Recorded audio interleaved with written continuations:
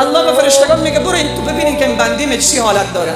فرشته ها میآیند از زمین. وقتی کسایی که به عیادت مریض میآیند از پیش پرسان میکنه صحت چطوره، این چی میگه؟ الحمدلله الحمدلله شکر الحمدلله.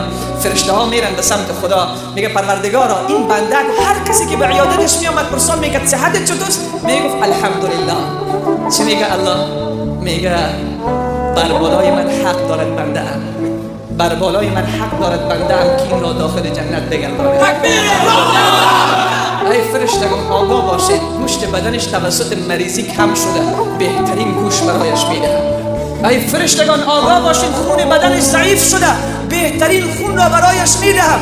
و این فرشتگان آگاه باشید، این بنده ام را روز قیامت شرم میآید. خدا میگه روز قیامت شرم میآید که این بنده را در دنیا هم رنج بدهم، روز قیامت هم به آتش جهنم میاندازم.